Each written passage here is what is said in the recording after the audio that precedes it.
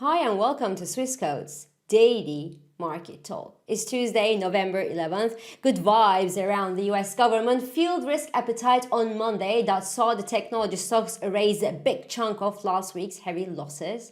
But CoreWeave's disappointing results yesterday and its piling debt could throw some water on that enthusiasm. But the US shutdown story that is going toward the right direction and upcoming US data could reshape the Fed expectations and eventually divert some of the investor attention from AI debt and bubble worries toward, well, something else. Maybe a dovish Fed. Or not, so let's talk. But before we do, please keep in mind that opinions are my own and this is not financial advice.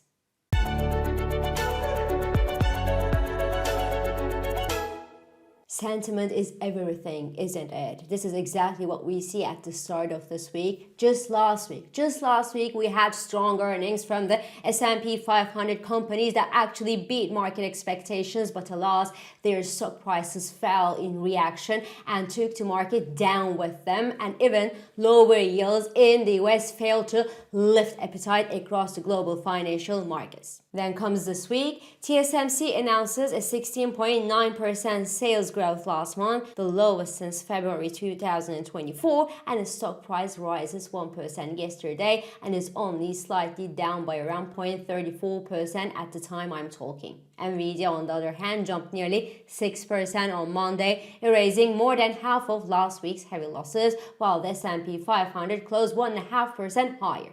Now, for TSMC and Nvidia, I suspect that the weekend's picture of Jensen Huang and TSMC chief C.C. Wei smiling with their thumbs up may have reduced the impact of the slowing sales at TSMC, along with the fact that analysts were expecting around 16% growth anyway. And for the rest, it is the US government shutdown story showing some light at the end of the tunnel that gave all of this enthusiasm to the market on Monday. And this is exactly what sentiment is about. It is about how investors perceive the news and how they react. If they're in a good mood, well, they perceive the news in a good mood and they perceive them in a good way. And if they're in a bad mood, well, they perceive the news, whatever it is, well, in a bad way. And one picture, one word, one dinner at a chicken place, or one data is enough to twist and turn the market mood. And right now, the market mood is more influenced by the US political shenanigans and the possibility of the end of the US government shutdown that will lead to economic data flow and less uncertainty regarding the Fed than earnings, if that helps to understand what's going on in the markets today. So the S&P 500 and Nasdaq both gained yesterday. Nasdaq jumped more than 2% actually, followed by strong gains in Asian technology stocks as well. Futures are flat, slightly negative this morning at the time I'm talking here, as Asia's tech-heavy stock indices like Kospi and Topix are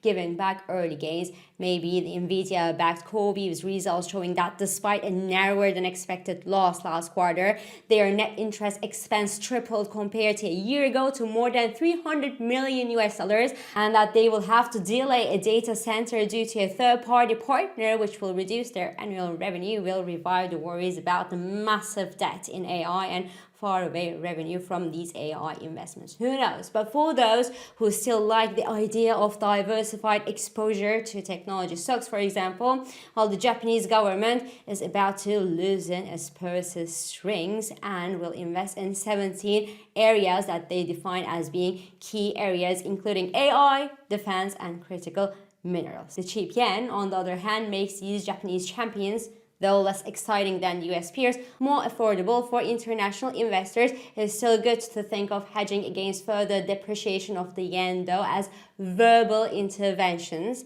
like the one that we heard last week from the Japan's finance minister, will tend to have a short-lived impact of pushing the bears away. The proof is that, well, the yen bears are back in force today, since last week actually, and testing the levels that triggered the comments last week. And I'm sorry to say that, or I'm not sorry, but if left alone, the dollar yen would probably go to 160 without problem. Voila. And well, looking at the other leg of this dollar yen trade, the US dollar actually and surprisingly failed to attract buyers yesterday on potential end of the US government shutdown. It was interesting, it is surprising, but because the US dollar strengthened during the shutdown, which was a wildly unexpected reaction from the market per se, it would only be how surprising to see the greenback giving back gains now that the US government is set to reopen again. And another weird happening in the market was gold yesterday. Gold actually rallied nearly 3% yesterday's trading session. It rallied more than the Magnificent Seven stocks actually, whereas you would have expected gold to retreat, right? Due to better risk taking, a risk on rally, and higher US yields that actually do increase the opportunity cost of holding the yellow metal. But no, all that theory is now out of the window. Gold is actually acting like a meme stock right now, hinting that the last mile of this year will be more unpredictable than predicted. Anyway, speaking of the US government reopening scenario, it's great news. It's really great news, not only because many federal employees in the US will be going back to their work again and will be paid and will be able to spend that money, but also because investors around the world will be receiving a lot of economic data that will eventually help them to understand the state of the US economy, how the jobs market in the US is doing, and if inflation there is picking up momentum or not, why, to readjust their bets about the Federal Reserve's December meeting that in return will impact the stock prices of the world's favorite companies. Right now, the Fed futures assesses only 63.5% chance for a December rate cut. So we do have a good margin for some dovish readjustment there. But boy, that can change hundreds of times in the next few days, as the end of the US government shutdown will bring in a massive amount of data to digest all at the same time or in a very small period of time. In the best case scenario, investors will get hold of the jobs and inflation metrics in the US to understand and position themselves for the next Fed decision. And in the worst case scenario, some economic data, including the CPI metric, for example, would be missing. This is what could happen. And if that's the case, the Fed would better delay its rate action by a meeting than cut and see later, because they've done that last September, in September 2024, remember, and it didn't go well. But I'm not the Fed and I'm not under political pressure, so I'm just saying that this would be the ideal response from the Fed in the ideal world.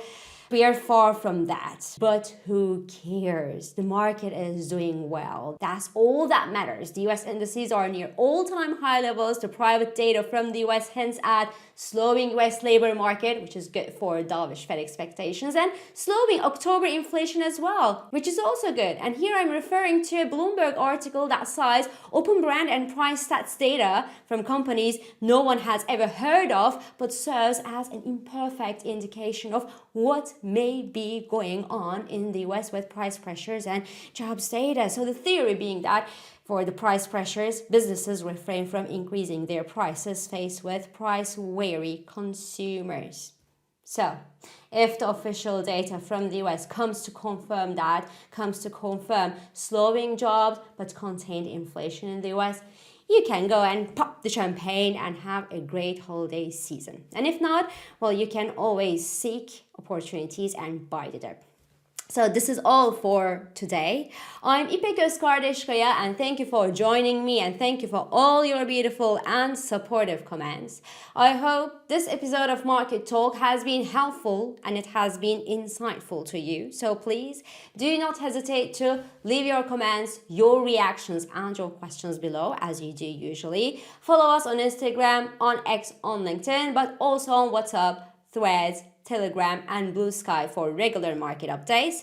Subscribe to our YouTube channel for daily market comments, and please don't forget to hit the like button on these videos to let us know that you enjoy them. So I will meet you again tomorrow, and until then, good day trading. Trading and investing carry risks, including capital loss. CFDs in digital assets are volatile and not suitable for everyone. Swissquote assumes no responsibility for accuracy or losses from its use. Products and services are offered only where legally permitted.